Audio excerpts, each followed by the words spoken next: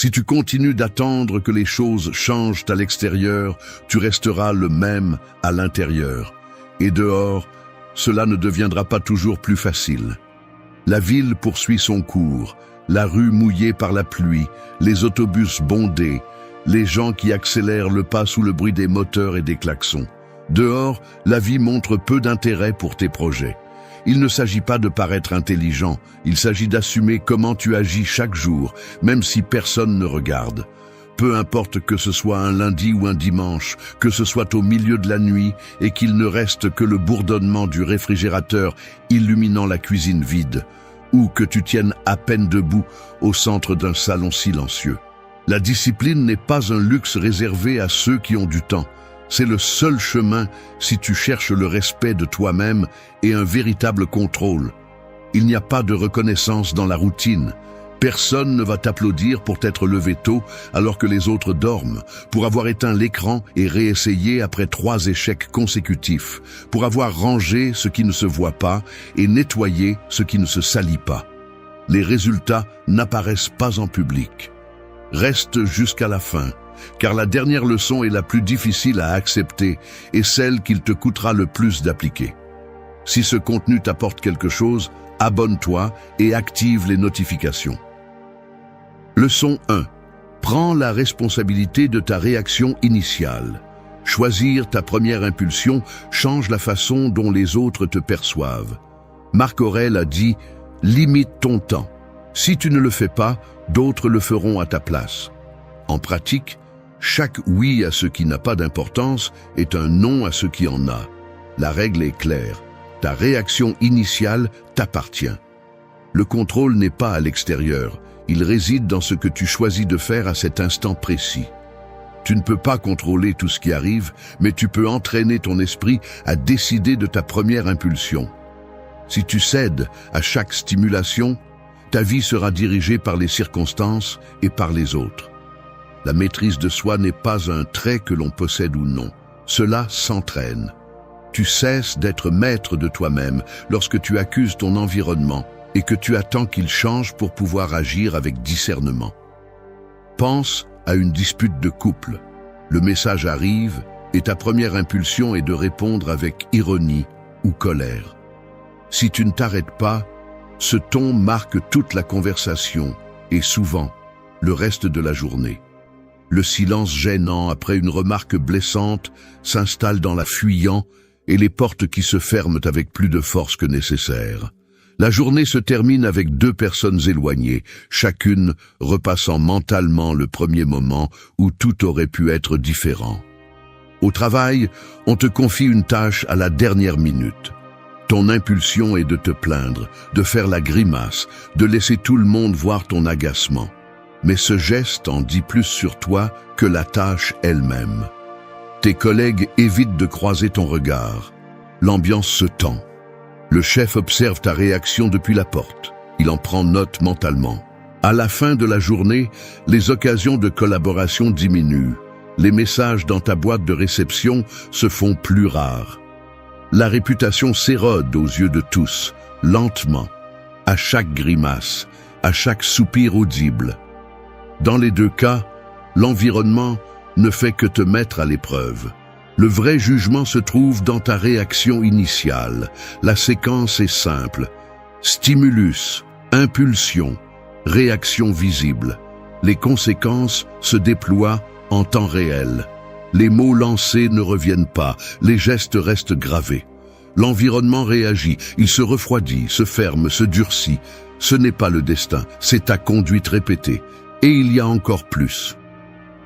Leçon 2. Identifie la pensée avant d'agir. T'observer te donne le contrôle sur tes réponses. Il y a quelque chose que tu dois accepter. Ton contrôle commence dans la pensée, pas dans l'environnement. La discipline personnelle ne dépend pas du fait que la vie s'adapte à tes désirs, mais de ta capacité à observer ce que tu penses avant d'agir. La règle est simple. Celui qui ne s'observe pas répète les mêmes erreurs et paie le même prix. Peu importe combien de fois tu changes de travail, de partenaire ou de ville.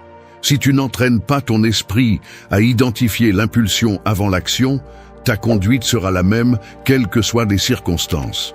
Il est plus facile de blâmer la circulation, l'économie ou l'attitude des autres, mais cette excuse te condamne à réagir toujours de la même manière. L'esprit inattentif est un terrain fertile pour l'impulsivité, la plainte et l'autodéfaite. Si tu zappes, il est ton paresse, sec et tranchant. Ta première impulsion est de répondre instantanément, laissant la colère ou l'orgueil décider à ta place. Les doigts bougent vite, le message est envoyé. Quelques secondes plus tard, tu lis ce que tu as écrit, les sourcils froncés. Le mal est déjà fait, même si la conversation se termine par un simple « d'accord ». Le lendemain, tu ouvres la conversation et tu vois que l'autre personne n'a pas répondu. Au bureau, l'ambiance est lourde. Ton collègue évite ton regard. Le chef te donne des instructions sans te saluer. La tension se ressent dans la façon dont les autres t'observent, dans les silences prolongés, dans le bruit sec d'une porte qui se ferme. Tu te souviens de la nuit précédente. Le schéma se répète. Un courriel envoyé sur un ton agressif, une réponse sèche au milieu d'une réunion. Les conséquences sont immédiates et tangibles. La relation avec ton équipe en souffre, ton chef note ton attitude dans son carnet mental. L'opportunité de participer à un projet important s'évapore sans explication. À la maison, l'indifférence s'installe. Ton partenaire dîne en silence, les couverts résonnent contre l'assiette.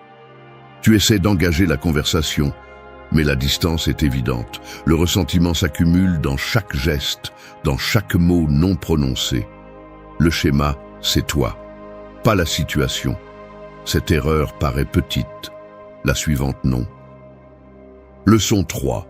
Ne parle qu'après avoir traité l'émotion, mesurer tes paroles, renforce ta crédibilité. Tu es en pleine discussion sur WhatsApp. Quelqu'un te dit quelque chose qui t'agace. Sans réfléchir, tu réponds instantanément, guidé par la colère. Quelques minutes plus tard, tu relis ce que tu as écrit et tu te rends compte que tu as exagéré. Tu te demandes pourquoi tu n'as pas pu attendre. L'écran du téléphone éclaire à peine la pièce, mais chaque mot que tu as envoyé paraît plus dur que dans ton souvenir. Tu remarques que ton interlocuteur a cessé de répondre. La conversation reste silencieuse pendant des heures. Le lendemain, le salut habituel devient froid, distant, presque hostile. Tu as franchi une limite et tu ne peux pas revenir en arrière. La règle est simple, ne parle ni n'écris tant que l'émotion domine ton jugement. Quand tu réagis sans filtre, ce n'est pas toi qui réponds, mais ton impulsion. L'illusion ici est de croire que ton entourage t'oblige à réagir ainsi. Tu penses que si les gens étaient plus justes ou si l'environnement était différent, tu pourrais garder ton calme. Mais la vérité est ailleurs. Le contrôle ne dépend pas de ce qui se passe à l'extérieur, mais de l'entraînement mental que tu as à l'intérieur. Chaque fois que tu cèdes à la première impulsion, tu renforces le manque de maîtrise de soi et tu affaiblis ta parole. Imagine une réunion de travail. Quelqu'un pointe une erreur de ta part devant tout le monde. Tu ressens la pression de te défendre sur le moment. Si tu réponds sans avoir traité l'émotion, tu te justifies trop, tu te contredis ou tu attaques. Ensuite, ton équipe se souvient de ta réaction, pas de tes arguments. Ta crédibilité en souffre. La prochaine fois que tu présentes une proposition, les regards se croisent avant même que tu aies fini de parler. Les décisions importantes se prennent sans toi. Tu deviens dispensable. Il en va de même lors d'une dispute de couple. Une réponse impulsive peut ouvrir des blessures qui mettent des semaines à guérir. Le silence s'installe dans la maison. Les messages se réduisent au strict minimum. Lorsque tu t'assieds pour dîner, les couverts résonnent plus fort que les paroles. La confiance vacille. Le dommage n'est pas immédiat, mais il est visible. Esquive, distance, reproches à peine voilés. Chaque phrase précipitée ajoute une fissure de plus. Observe les situations, l'écran du téléphone qui éclaire un message resté sans réponse, la salle de réunion où personne ne te regarde dans les yeux, la table à manger où le dialogue se refroidit. Les conséquences demeurent, même quand l'émotion s'est dissipée. Le schéma, c'est toi, pas la situation. Dans la leçon suivante, tu vas voir comment maîtriser ton attention et l'étape suivante pour renforcer ton caractère. Leçon 4. Construis des routines qui anticipent le conflit. Te préparer réduit la marge d'erreur quotidienne. Épictète a dit « Nul ne peut te faire de mal sans ton consentement ». En d'autres termes, le pouvoir que tu accordes aux paroles des autres t'appartient, pas à eux. La règle est simple. Entraîner ton esprit importe davantage que d'essayer de changer ce qui se passe à l'extérieur de toi. L'erreur courante consiste à croire que ton autodiscipline dépend d'avoir des journées calmes, des personnes bienveillantes ou des environnements parfaits. Cette logique te condamne à toujours réagir trop tard, car le monde ne s'adapte jamais à tes désirs. Si tu n'anticipes pas les moments difficiles et si tu ne prépares pas une habitude pour les affronter, le chaos extérieur va te dominer chaque semaine. Ce n'est pas à l'extérieur que se résout ta conduite, c'est dans la routine que tu pratiques avant que le conflit n'arrive. Un exemple clair, tu reçois un message qui te provoque et, sans réfléchir, tu réponds avec colère. Tu dis la première chose qui te vient à l'esprit, puis tu le regrettes. Pourquoi ? Parce que ta routine quotidienne n'inclut pas de relire tes réponses avant de les envoyer. Au travail, on te fait une remarque et tu te justifies aussitôt, sans écouter. Où est l'entraînement ? Si tu n'as pas l'habitude de faire une pause, d'analyser avant de répondre, chaque jour tu répètes la même erreur. Ce n'est pas la situation, c'est le manque de préparation mentale. La conséquence, ton entourage devient prévisible dans son instabilité. Un groupe de collègues évite de te consulter. Ils savent qu'un simple commentaire peut t'enflammer. Tes réponses impulsives laissent des conversations inachevées, des portes fermées sur des projets qui semblaient auparavant possibles. La tension se ressent dans les couloirs, dans les courriels qui arrivent moins souvent, dans les regards qui se détournent quand tu entres dans une salle de réunion. À la maison, le schéma se répète. Une remarque anodine pendant le dîner monte en quelques secondes jusqu'à devenir une dispute sans raison. Les visages de ta famille se durcissent, le silence pèse après chaque échange. Les assiettes sont ramassées avec des gestes brusques, les mots sont mesurés pour éviter une nouvelle explosion. Personne ne dit rien, mais tous ajustent leur comportement pour ne pas provoquer de réaction. L'usure est visible. Ton agenda se remplit de réunions improductives, tes relations personnelles se refroidissent, l'insomnie s'installe, repassant chaque épisode, chaque mot lancé sans filtre.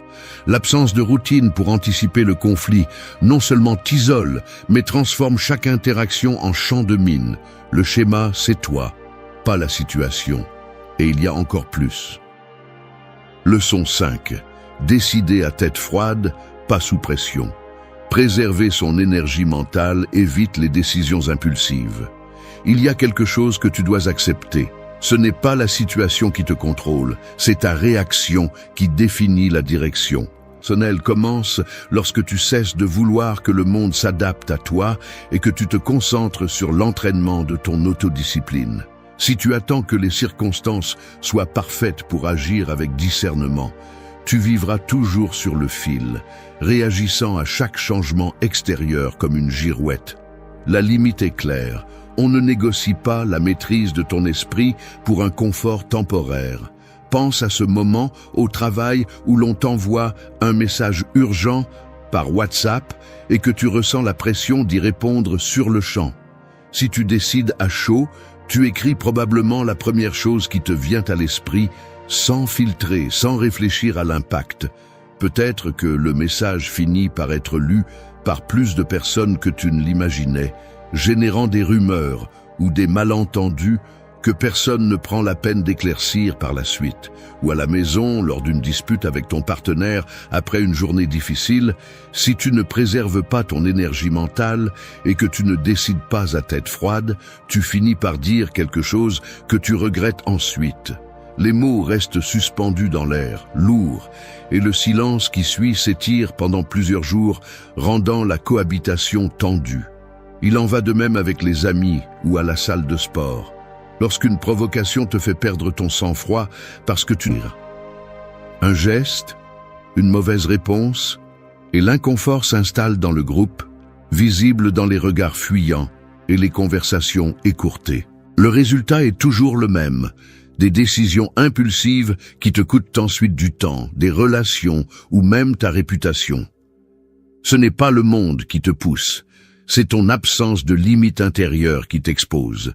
C'est là que cela empire. Si tu ne traces pas cette frontière mentale, chaque situation t'entraîne un peu plus loin de ton propre discernement. Bientôt, tu te surprends à relire des messages envoyés au milieu de la nuit, à repasser des disputes en mémoire, accumulant de petits échecs qui se lisent sur ton visage fatigué et dans la distance croissante avec ceux qui t'entourent. Leçon 6. Pose des limites claires, même si cela dérange. Protéger ton espace améliore la qualité de tes relations. Tu es dans une réunion de travail, assis dans une salle à la lumière blanche et aux chaises inconfortables. La climatisation bourdonne en arrière-plan. Quelqu'un avec une voix trop forte pour cet espace fermé commence à raconter des problèmes personnels. Un divorce, une dispute avec son fils adolescent, une contrariété avec un voisin. Son récit s'étire. Tu regardes l'horloge murale. 20 minutes se sont écoulées et le sujet du projet n'a toujours pas été abordé. Tu sens le poids des regards d'autres collègues. Certains tapotent des doigts sur la table, d'autres consultent leur téléphone sous la table, mais personne n'interrompt. Tu souris et acquiesces, même si une pression sourde monte dans ton estomac. Tu sors de la réunion frustré, repassant mentalement les tâches qui n'ont pas été traitées. Tu marches dans le couloir, la chemise grise sous le bras, et tu penses à l'inutilité de tout cela. Mais la semaine suivante, lorsque la même personne détourne à nouveau la conversation, tu répètes le schéma. Silence, acquiescement, résignation. Le cycle se perpétue parce que personne, et surtout pas toi, ne pose la limite. Le principe est le suivant. Poser des limites claires n'est pas de l'égoïsme, c'est du respect pour toi-même et pour l'autre. Lorsque tu ne fixes pas tes frontières, les gens interprètent ta passivité comme un consentement. Ton temps, ton attention et ton énergie sont des ressources limitées. Et lorsque tu les laisses exposer, d'autres les prennent sans demander. L'usure s'accumule. Tu termines tes journées avec des maux de tête, ta boîte mail remplie de tâches qui ne sont pas les tiennes, les messages WhatsApp qui bourdonnent jusque tard dans la nuit. À la maison, tu dînes distraitement, sans énergie pour écouter ta famille. Pour ne pas déranger les autres, tu relègues tes propres intérêts et tes véritables responsabilités restent en suspens. Imagine que, dans ce groupe WhatsApp du travail, tu réponds à des messages en dehors des horaires, juste pour ne pas paraître impoli. Au début, c'est un message isolé à 8 heures du soir. Ensuite, tu reçois des notifications pendant que tu dînes, quand tu essaies de dormir, les dimanches à midi. Tes réponses rapides établissent un précédent. Bientôt, un collègue te réclame un fichier à 11 heures du soir. Un autre attend que tu relises un document un samedi. Les tâches s'accumulent et ta déconnexion disparaît. Tu te surprends à consulter ton téléphone dans la salle de bain, à répondre à des messages dans la file du supermarché. L'épuisement devient visible. Cerne, irritabilité, la sensation constante de ne rien accomplir pour toi-même. Ton espace personnel se dissout parce que tu n'as jamais précisé jusqu'où allait ta disponibilité. Ce n'est pas un hasard, c'est ton manque de discernement. La conséquence est directe. Ton entourage apprend que tes limites sont perméables et donc négligeables. Dans la leçon suivante, tu verras comment l'autocontrôle s'entraîne, il ne s'improvise pas. Leçon 7. Cesse de blâmer l'extérieur pour ta conduite. Assumer la cause interne exige une maturité réelle. Il y a quelque chose que tu dois accepter. La conduite ne se contrôle pas en changeant ce qui se passe à l'extérieur, mais en entraînant ce que tu as à l'intérieur. La maturité réelle commence lorsque tu cesses de chercher des excuses à l'extérieur et que tu assumes que la racine est en toi. La règle est simple, ton environnement ne détermine pas ta réaction, ton esprit oui. Beaucoup croient que si tout autour d'eux était idéal, alors ils seraient disciplinés, patients ou responsables. mais cette idée est fausse. Attendre que les circonstances changent pour agir différemment est la recette parfaite pour la faiblesse. Le véritable contrôle commence lorsque tu reconnais que ce qui se passe à l'extérieur ne fait que révéler ce qui existe déjà à l'intérieur. Si ton esprit n'est pas entraîné, tout obstacle te fera retomber dans le même schéma. Tu vas au travail et ton chef te parle mal. Au lieu de répondre avec maîtrise, tu exploses puis tu dis que c'est la faute de l'ambiance toxique. Ou à la maison, il suffit d'un petit problème pour que tu perdes le contrôle. Et ensuite, tu accuses le stress, le manque de temps ou même le climat. Sur WhatsApp, tu lis un message qui ne te plaît pas et ta réaction est immédiate, impulsive, comme si le problème venait du chat et non de ton manque d'autocontrôle.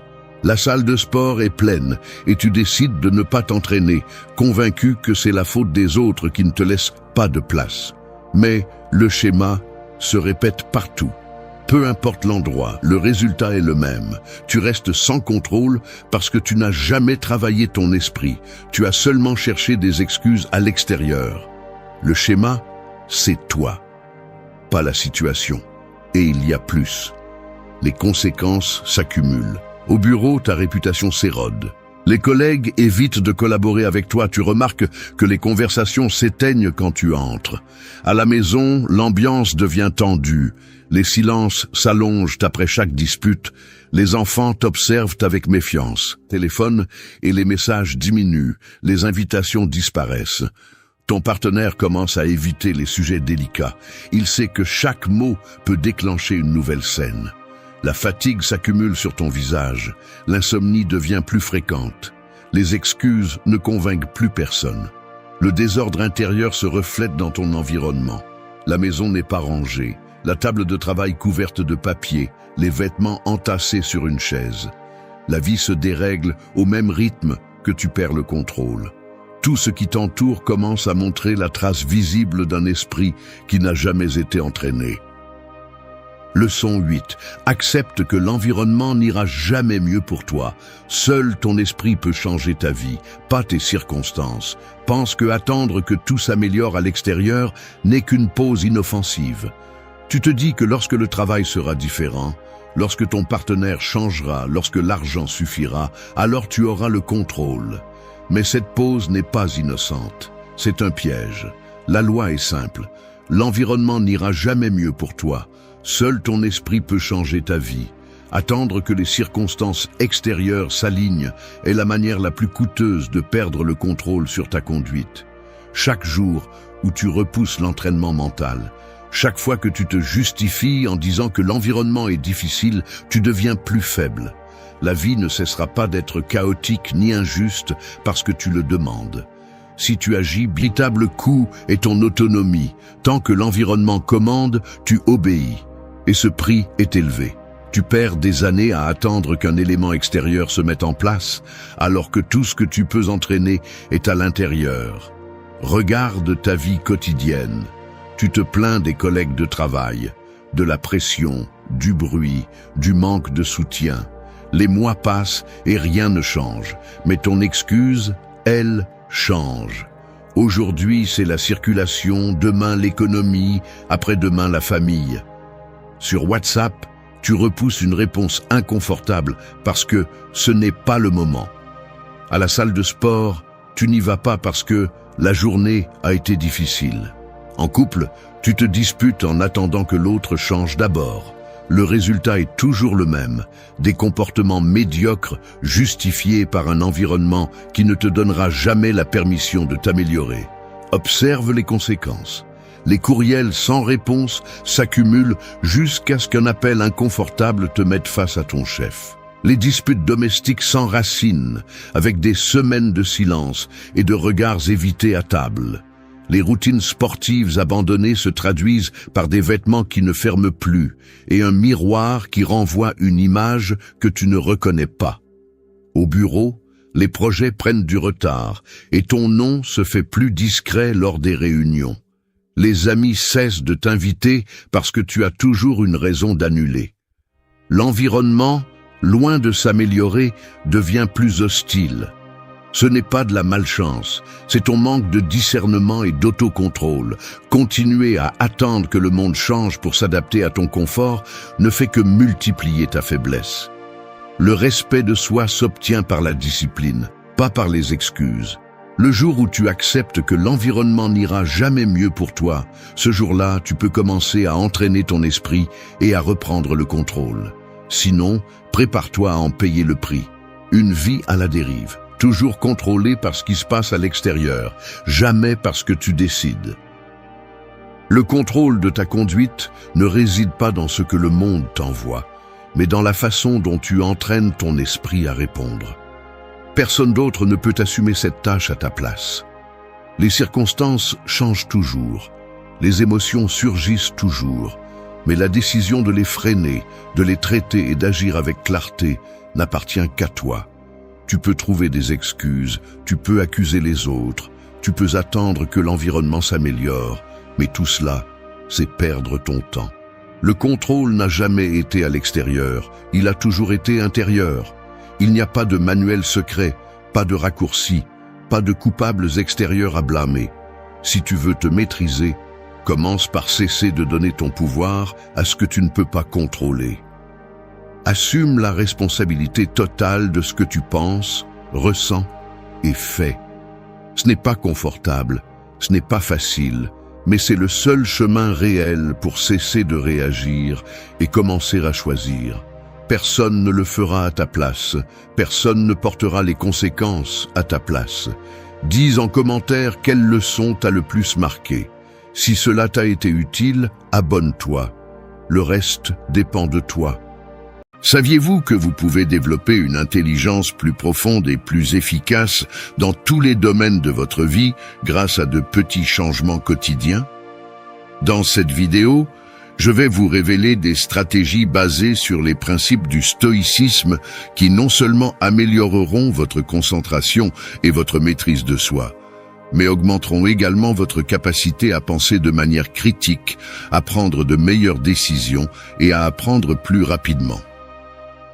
Qu'il s'agisse de pratiquer l'humilité intellectuelle ou d'éliminer les distractions qui nuisent à votre productivité, ces outils vous permettront d'atteindre un niveau de clarté et de sagesse qui renforcera votre intelligence émotionnelle, mentale et pratique.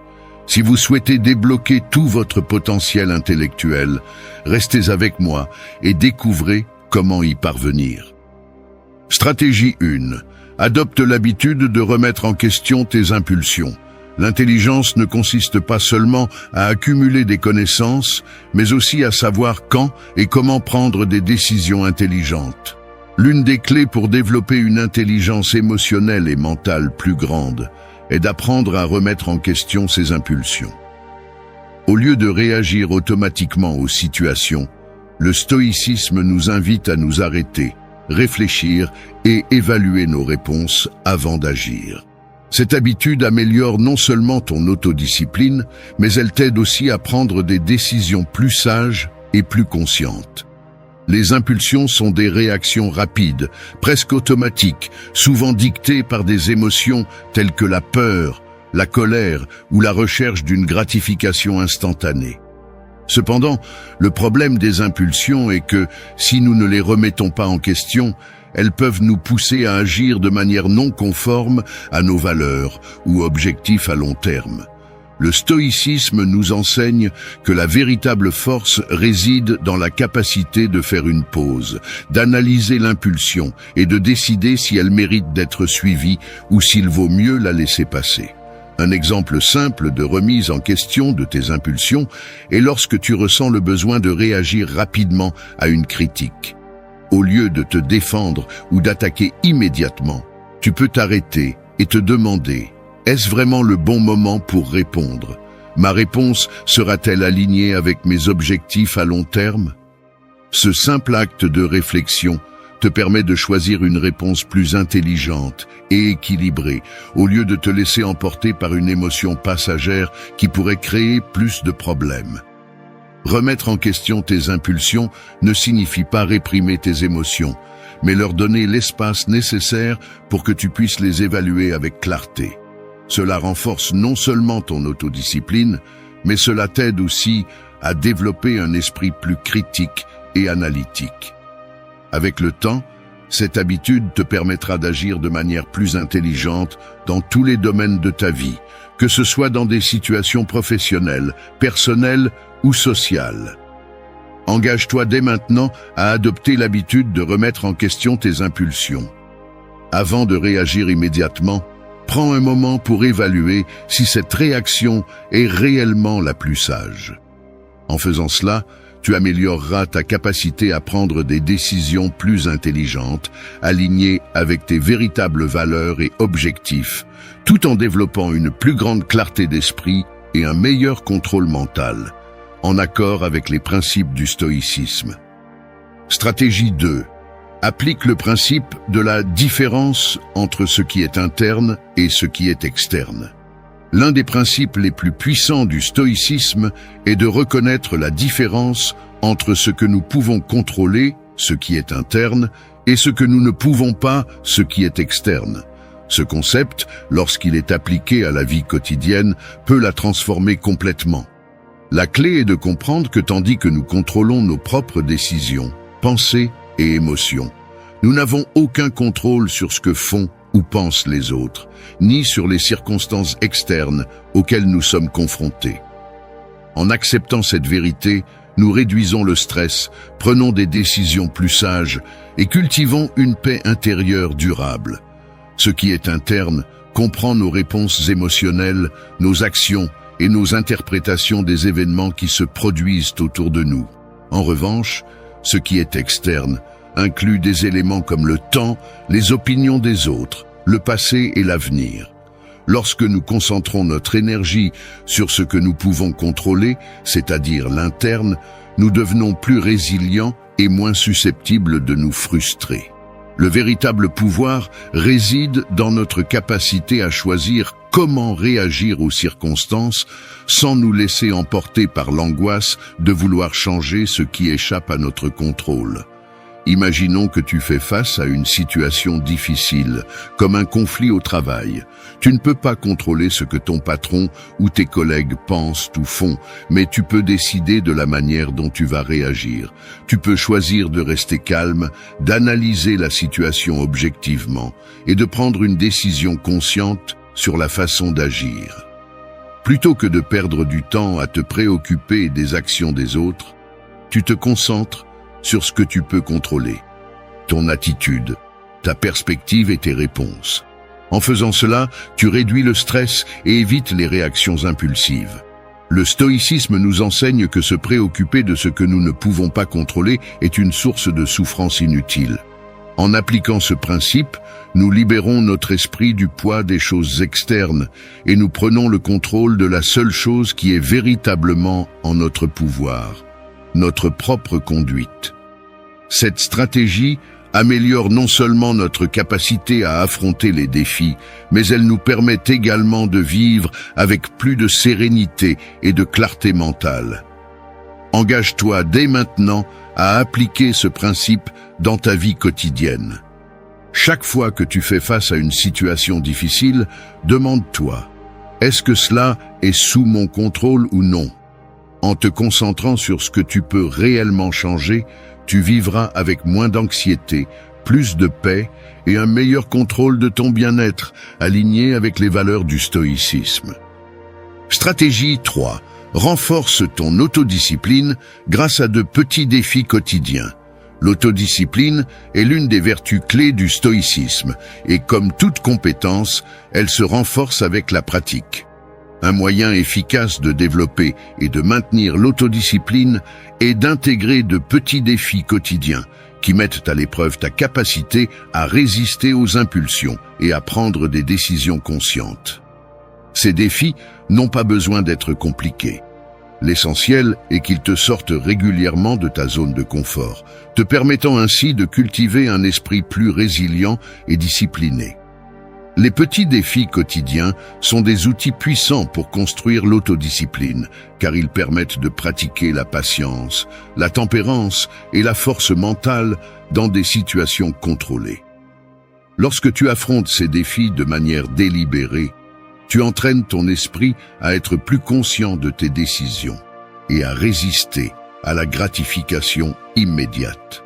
Ces habitudes se transfèrent aux grands défis de la vie, où l'autodiscipline peut faire la différence entre réagir impulsivement ou prendre des décisions sages et réfléchies.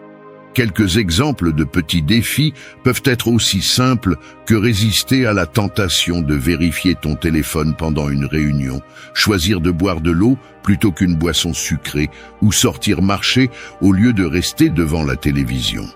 À chaque fois que tu choisis de résister à une impulsion et que tu prends une décision consciente, tu renforces ton autodiscipline. Ces moments, bien qu'ils semblent insignifiants, ont un effet cumulatif qui renforce ta capacité à contrôler tes impulsions à long terme. Imagine que tu te trouves dans une situation où tu céderais normalement à une impulsion, comme manger quelque chose de peu sain après une longue journée ou procrastiner sur une tâche importante. En te fixant de petits défis, tu peux commencer à dire non à ces impulsions. Par exemple, un jour, tu pourrais décider de repousser la tentation de manger cette collation peu saine de 10 minutes et le lendemain de la retarder de 15 minutes supplémentaires. Avec le temps, ces petites décisions renforcent ta capacité à résister et à agir conformément à tes vrais objectifs et valeurs, plutôt que de céder à une impulsion passagère. Le stoïcisme nous rappelle que nous ne pouvons pas tout contrôler autour de nous, mais que nous pouvons contrôler comment nous y répondons. Les petits défis quotidiens sont une manière pratique de développer cette autodiscipline, t'aidant à créer une vie plus consciente et maîtrisée. En surmontant ces petits défis, tu seras mieux préparé à affronter les situations les plus difficiles avec tempérance et clarté. Engage-toi dès maintenant à intégrer de petits défis dans ta routine quotidienne. Grâce à ces exercices simples mais efficaces, tu bâtiras une autodiscipline plus solide et un esprit plus résilient, prêt à affronter les défis de la vie avec sérénité et sagesse, en harmonie avec les principes du stoïcisme. Stratégie 4. Consacre du temps à la contemplation du but de la vie. Dans l'agitation du quotidien, il est facile de se perdre dans les obligations et d'ignorer les grandes questions qui donnent vraiment un sens à notre existence. Le stoïcisme nous invite à consacrer régulièrement du temps à la contemplation du but de la vie, non pas comme un acte passif, mais comme une pratique active qui nous permet de nous aligner sur nos valeurs et nos objectifs les plus profonds. Réfléchir à ce qui compte vraiment nous aide à prendre des décisions plus conscientes et à vivre de manière plus épanouie. La contemplation philosophique est un outil puissant pour se connecter à ce que nous voulons vraiment accomplir dans la vie. Prendre le temps de réfléchir à nos actions et à nos objectifs permet d'évaluer si nous vivons selon nos principes ou si nous réagissons simplement aux circonstances. Se poser régulièrement des questions telles que « Est-ce que je consacre mon temps à ce qui est vraiment important ?» ou « Est-ce que ma vie reflète mes valeurs ?» t'aide à ajuster tes actions pour qu'elles soient en harmonie avec un objectif plus élevé. Pour intégrer cette stratégie dans ta vie quotidienne, tu peux réserver quelques minutes chaque jour ou chaque semaine pour réfléchir. Cela peut inclure une courte méditation, l'écriture dans un journal ou simplement un moment de silence pour te questionner sur la direction que tu prends. Pendant ces moments de contemplation, tu peux te demander « Quel est le but de ma vie ? Est-ce que je progresse vers cet objectif ou est-ce que je m'en éloigne ?» Cette introspection renforce non seulement ta clarté mentale, mais elle te donne également un plus grand sentiment de direction et de contrôle sur ta vie. Imagine par exemple que tu te sens accablé par la routine ou que tu as l'impression de progresser sans but clair. Consacrer du temps à la contemplation te permet de t'arrêter, de sortir de l'inertie quotidienne et de réfléchir à savoir si tu investis ton énergie dans des choses qui comptent vraiment. Cela te rappelle que la vie ne se résume pas uniquement à la productivité, mais aussi à sa signification. En le faisant, tu peux ajuster consciemment tes actions quotidiennes pour t'assurer qu'elles te rapprochent d'une vie plus alignée avec tes véritables désirs et valeurs. Le stoïcisme nous enseigne que la vie est courte et que nous ne devons pas la gaspiller dans des activités qui ne contribuent pas à notre bien-être ou à notre objectif. En consacrant du temps à la contemplation, tu acquiers une meilleure compréhension de toi-même et du chemin que tu empruntes. Cette pratique t'aide à éviter les distractions inutiles et à te concentrer sur ce qui te procure un véritable sentiment de satisfaction et de paix. Engage-toi dès maintenant à consacrer régulièrement du temps à la contemplation du but de la vie. En le faisant, tu cultiveras une clarté mentale plus grande et une vie plus alignée avec tes principes. Ce rituel te permettra de prendre des décisions plus sages, de vivre avec plus de sens et de trouver une satisfaction plus profonde dans chaque étape que tu franchis, en harmonie avec les valeurs du stoïcisme. Stratégie 5. Entoure-toi de personnes qui partagent tes valeurs et te poussent à grandir intellectuellement et émotionnellement. Les personnes qui nous entourent ont un impact profond sur la qualité de nos vies et sur notre développement personnel. Le stoïcisme nous rappelle l'importance de choisir avec soin ceux que nous laissons entrer dans notre cercle le plus proche. En t'entourant de personnes qui partagent tes valeurs et qui te défient de grandir, tant intellectuellement qu'émotionnellement, tu renforces non seulement ton propre caractère, mais tu crées aussi un environnement qui favorise l'apprentissage continu, la réflexion et la croissance mutuelle. Il est facile de tomber dans le confort d'être entouré de personnes qui ne nous mettent pas au défi ou qui ne partagent pas nos principes fondamentaux. Cependant, cela peut mener à la conformité et au manque de progrès. Le stoïcisme nous invite à rechercher des relations qui ne nous apportent pas seulement du soutien, mais qui nous poussent également à nous améliorer. S'entourer de personnes qui partagent tes valeurs signifie être avec ceux qui respectent ta vision du monde, tout en te poussant à penser plus profondément, à te remettre en question et à développer une meilleure compréhension de toi-même et des autres. Imagine que tu es entouré de personnes qui ne partagent pas tes idéaux, qui t'entraînent vers des habitudes qui ne correspondent pas à ce que tu valorises vraiment, ou qui ne te motivent pas à t'améliorer. Ces relations, bien que confortables, peuvent freiner ton développement. À l'inverse, lorsque tu choisis de t'entourer de personnes qui partagent tes principes et qui t'encouragent à devenir une meilleure version de toi-même, tu crées un espace où tu peux grandir sans limite. Ces individus non seulement te soutiennent, mais te défient aussi à remettre en question tes croyances, à en apprendre davantage et à explorer de nouvelles perspectives. Un cercle social qui favorise la croissance intellectuelle et émotionnelle t'offre l'opportunité d'apprendre des autres, d'échanger des idées et de développer une plus grande clarté mentale. En t'entourant de personnes qui te poussent à grandir, tu apprends également à mieux gérer tes émotions, à être plus résilient et à prendre des décisions plus sages. Le stoïcisme nous enseigne que le développement personnel ne se produit pas dans l'isolement, mais en communauté, et que les bonnes relations peuvent être un outil puissant pour renforcer notre caractère. Engage-toi dès maintenant à t'entourer de personnes qui partagent tes valeurs et qui te poussent à grandir. Évalue ton environnement et demande-toi si les personnes avec qui tu passes du temps t'aident réellement à avancer ou si elles te freinent. En prenant la décision consciente de rechercher des relations qui favorisent ton développement, tu créeras un environnement où tu pourras t'épanouir, tant intellectuellement qu'émotionnellement, en accord avec les principes du stoïcisme. Stratégie 6. Réfléchis à tes réussites et erreurs à la fin de la journée. L'une des pratiques les plus puissantes du stoïcisme est l'autoréflexion quotidienne. Prendre un moment à la fin de chaque journée pour réfléchir à ce que nous avons bien fait et où nous avons échoué nous aide à rester sur la voie de l'amélioration continue. Cette stratégie nous permet d'apprendre de nos erreurs, de célébrer nos réussites et de nous assurer que nous vivons en accord avec nos valeurs. En fin de journée, la réflexion nous apporte de la clarté, de l'autodiscipline et une plus grande conscience de nos actions.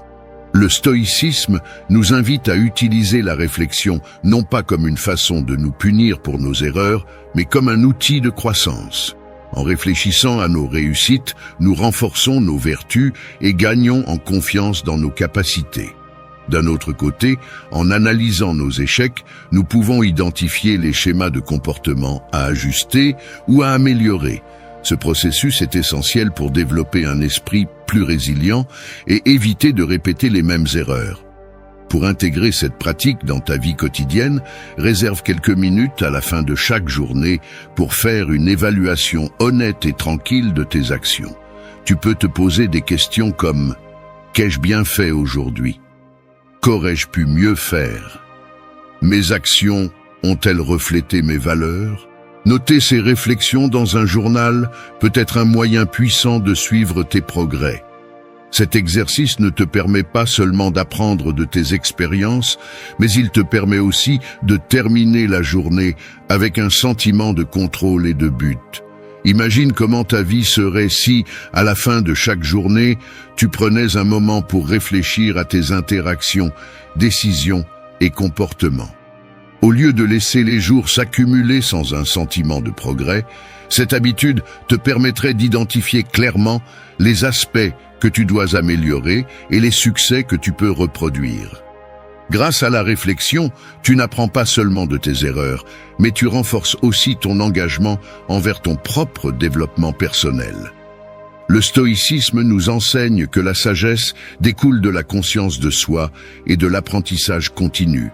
Réfléchir à nos réussites et à nos erreurs nous rend non seulement plus conscients de nos actions, mais cela nous aide aussi à grandir à travers chaque expérience. Cette habitude renforce notre autodiscipline, car en reconnaissant nos domaines à améliorer, nous pouvons apporter des changements plus réfléchis dans notre comportement futur. Engage-toi dès maintenant à faire de la réflexion quotidienne une partie intégrante de ta vie. Chaque jour, prends quelques minutes pour penser à ce que tu as bien fait et à ce que tu pourrais améliorer. Cet exercice simple, en accord avec les principes du stoïcisme, te permettra de clore chaque journée avec une plus grande clarté, paix intérieure et un plan concret pour continuer à t'améliorer le lendemain. Stratégie 7. Applique le principe de ce qui est sous ton contrôle pour te concentrer sur ce que tu peux changer et éviter les distractions mentales. L'une des leçons fondamentales du stoïcisme est le principe de ce qui est sous ton contrôle. Ce concept nous invite à concentrer notre énergie uniquement sur ce que nous pouvons réellement influencer et à laisser de côté tout le reste. En appliquant ce principe dans la vie quotidienne, nous éliminons une grande partie du stress et de la frustration qui viennent du fait d'essayer de contrôler ce qui est hors de notre portée. Au lieu d'investir du temps et des efforts dans des éléments externes, comme les opinions des autres ou des événements hors de notre contrôle, nous concentrons notre attention sur l'interne, nos décisions, émotions et réponses. Dans la vie moderne, il est facile de se laisser distraire par des préoccupations et des situations que nous ne pouvons pas changer. Des problèmes globaux à la façon dont les autres nous traitent. Ces facteurs externes peuvent consommer notre énergie mentale. Le stoïcisme nous rappelle que nous ne pouvons pas contrôler ce qui se passe autour de nous, mais nous pouvons contrôler la manière dont nous interprétons et réagissons à ces circonstances.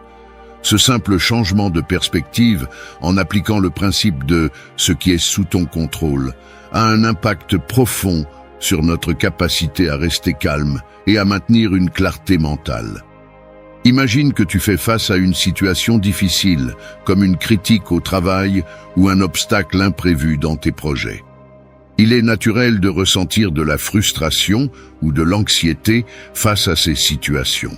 Cependant, en appliquant le principe stoïque de te concentrer uniquement sur ce que tu peux contrôler, tu peux te poser la question: puis-je changer cette situation ou puis-je seulement contrôler la manière dont je réagis? Cette mentalité te permet de relâcher la tension et de te concentrer sur ce qui compte vraiment, ton attitude et tes actions. En te concentrant sur ce que tu peux changer, tu élimines également les distractions mentales qui épuisent ton énergie émotionnelle. Les préoccupations liées à l'avenir ou aux réactions des autres peuvent être interminables. Mais lorsque tu diriges ton énergie vers ce qui est sous ton contrôle, tu te sens plus fort et moins vulnérable face à l'incertitude. Cet état d'esprit non seulement améliore ta capacité à prendre des décisions, mais renforce également ton autodiscipline et ton bien-être mental. Le stoïcisme nous enseigne que la seule chose que nous pouvons véritablement contrôler est notre propre comportement. En appliquant ce principe, tu crées une plus grande sérénité et un meilleur focus dans ta vie quotidienne. Au lieu de te distraire avec ce que tu ne peux pas changer, tu concentres ton énergie sur l'amélioration de tes pensées, décisions et actions, qui sont les seuls outils réels dont tu disposes pour façonner ta vie. Engage-toi dès maintenant à appliquer ce principe de ce qui est sous ton contrôle dans chaque situation que tu rencontres. Chaque fois que tu ressens du stress ou de la frustration, demande-toi si cette préoccupation est vraiment dans ta sphère d'influence. En faisant cet exercice, tu élimineras les distractions mentales, réduiras l'anxiété et développeras une plus grande sensation de paix et d'autodiscipline alignée avec les principes du stoïcisme. Stratégie 8.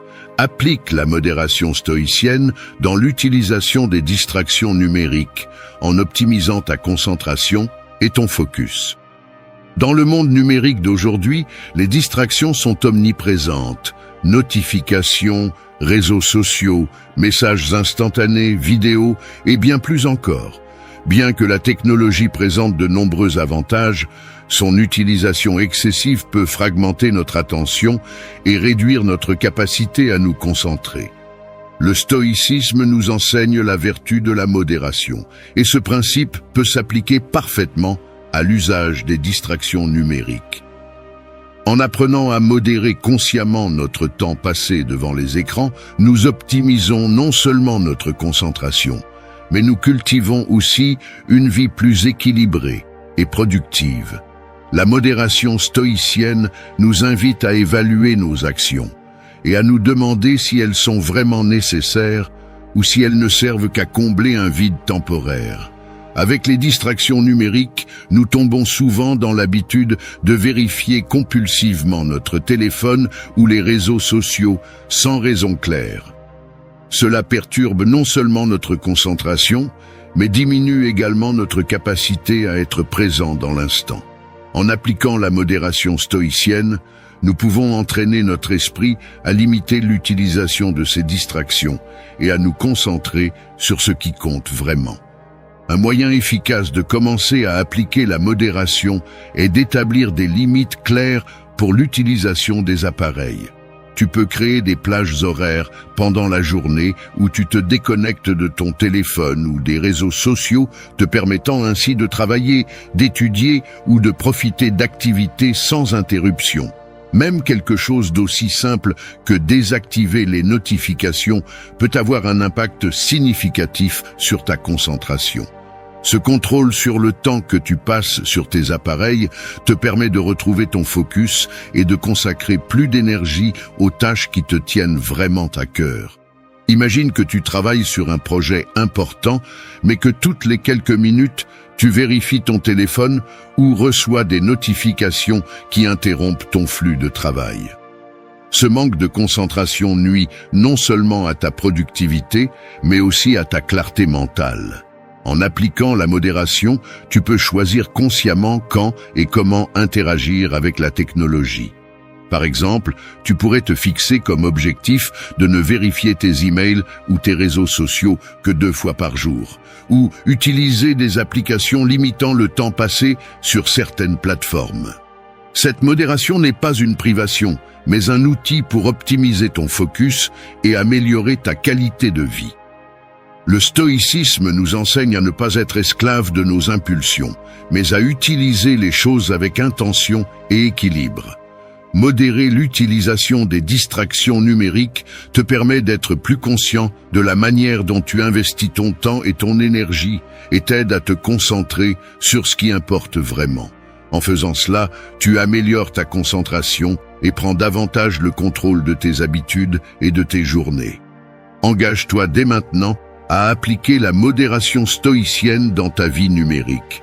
Fixe des limites pour l'utilisation des réseaux sociaux et des autres distractions, et tu verras comment ta capacité à te concentrer et à rester focus s'améliorera de manière significative. En adoptant ce principe, tu vivras de manière plus consciente, plus efficace et en accord avec les valeurs du stoïcisme. Stratégie 9. Pose-toi régulièrement des questions profondes pour développer un esprit plus critique et réfléchi. Le stoïcisme encourage la réflexion constante et le développement d'un esprit critique.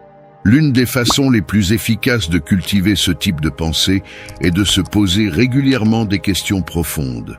Ce rituel non seulement t'aide à mieux te connaître, mais il te pousse aussi à aller au-delà des apparences, à examiner tes croyances, tes décisions et ta perspective de la vie.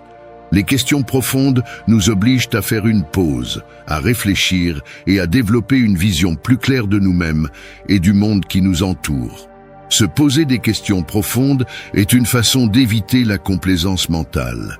Quand nous nous contentons de réagir aux circonstances sans prendre le temps de réfléchir, nous perdons l'opportunité d'apprendre et de grandir. En revanche, le stoïcisme nous invite à remettre en question nos actions et nos pensées pour nous assurer qu'elles sont en accord avec nos valeurs. Des questions comme « Est-ce que je vis en accord avec mes principes ?» ou « Comment puis-je améliorer ma capacité à faire face aux difficultés ?» nous permettent de nous plonger en nous-mêmes et de nous orienter vers une vie plus consciente et réfléchie. Pour appliquer cette stratégie, tu peux définir un moment dans la journée ou la semaine pour te poser ces questions. Certaines pourraient être « Qu'ai-je appris aujourd'hui ? Comment ai-je contribué au bien-être des autres ? Mes décisions reflètent-elles mes valeurs ? Ou « Que puis-je faire pour m'améliorer demain ?» Ces questions t'aident non seulement à maintenir un esprit actif et critique, mais elles te permettent également d'observer des schémas dans ta vie et d'ajuster ton comportement pour l'aligner sur tes idéaux. Imagine que tu termines une journée difficile au travail ou après une dispute avec un proche. Au lieu de réagir automatiquement, tu prends un moment pour te poser des questions comme « Comment aurais-je pu mieux gérer cette situation ?» ou « Qu'est-ce que je peux apprendre de cette expérience ?» En te posant ces questions, tu développes non seulement une plus grande conscience de toi-même, mais tu crées aussi l'espace nécessaire pour améliorer ton autodiscipline et ta sagesse émotionnelle, ce qui te permettra d'aborder les défis futurs avec plus de sérénité et de clarté. Le stoïcisme nous rappelle que la connaissance et la sagesse proviennent de la réflexion. En te posant des questions profondes, tu te donnes l'opportunité d'analyser ta vie en détail et d'éviter de la traverser sans te poser de questions. Cette habitude non seulement renforce ton esprit critique, mais elle t'aide aussi à vivre de manière plus intentionnelle et alignée avec tes valeurs. Engage-toi dès maintenant à inclure dans ta routine quotidienne ou hebdomadaire l'habitude de te poser des questions profondes. Ces questions te pousseront à réfléchir de manière plus critique, réfléchie et consciente, t'aidant ainsi à prendre de meilleures décisions et à vivre une vie plus en accord avec tes principes stoïciens. En développant cette habitude, tu cultiveras un esprit plus fort, plus sage et mieux préparé pour affronter les défis avec sérénité et clarté. Stratégie 10. Implique-toi dans des débats philosophiques ou des conversations profondes pour mettre à l'épreuve tes idées et renforcer ta pensée critique. Le stoïcisme valorise profondément l'échange d'idées et la quête de vérité à travers le dialogue. L'une des façons les plus efficaces de développer un esprit critique et de renforcer ta pensée est de participer à des débats philosophiques ou à des discussions profondes. Ces échanges te permettent de tester tes croyances, d'analyser différents points de vue et de raffiner tes idées. Participer à ce type de dialogue ne t'aide pas seulement à remettre en question ce que tu penses, mais t'ouvre aussi à de nouvelles perspectives qui peuvent enrichir ta compréhension du monde et de toi-même. Les débats philosophiques, loin d'être des discussions où l'on cherche à gagner, sont des espaces où l'objectif principal est d'apprendre et de grandir intellectuellement. En partageant tes idées avec d'autres personnes et en écoutant les leurs, tu t'exposes à différentes manières de penser et à des contradictions possibles dans tes propres arguments.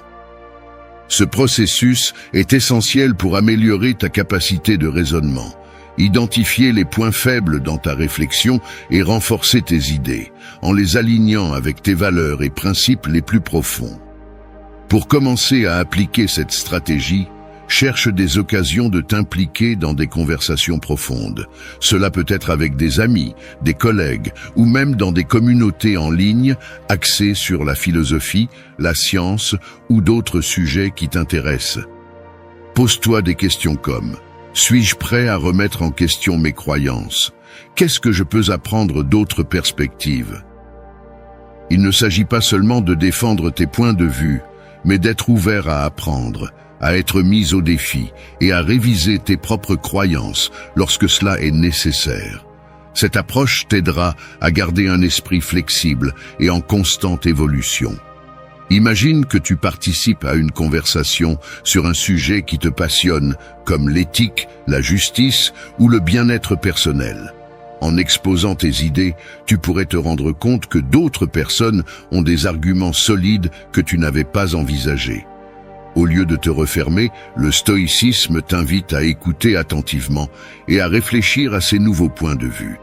Tu pourrais finir par renforcer ton argument ou même ajuster ta position, ce qui démontre une véritable force mentale, la disposition à apprendre et à s'adapter à la vérité. Le stoïcisme nous rappelle que le développement personnel et intellectuel ne se produit pas dans l'isolement, mais en communauté. En te confrontant à des débats philosophiques ou à des conversations profondes, tu entraînes ton esprit à être plus critique et réfléchi. Chaque échange d'idées est une occasion de tester, de renforcer ou d'ajuster tes convictions et de croître en sagesse et en clarté. De plus, ce type de dialogue t'aide à maintenir une attitude de curiosité intellectuelle, essentielle pour continuer à apprendre et à évoluer. Engage-toi dès maintenant à t'impliquer régulièrement dans des débats philosophiques ou des conversations profondes. Cherche des environnements où tu peux exposer tes idées et apprendre des autres. En le faisant, tu renforceras ta pensée critique, élargiras ta perspective et développeras un esprit plus aiguisé et flexible, en accord avec les principes du stoïcisme. Cette habitude enrichira non seulement ta vie intellectuelle, mais te permettra aussi de vivre avec plus de clarté et de cohérence. Merci d'être resté jusqu'à la fin de la vidéo. Si vous avez tout vu, commentez « Je suis stoïcien » comme notre signe secret, indiquant que vous êtes un véritable apprenant du stoïcisme. N'oubliez pas de vous abonner et de liker la vidéo si elle vous a plu. Rendez-vous dans la prochaine vidéo et rappelez-vous,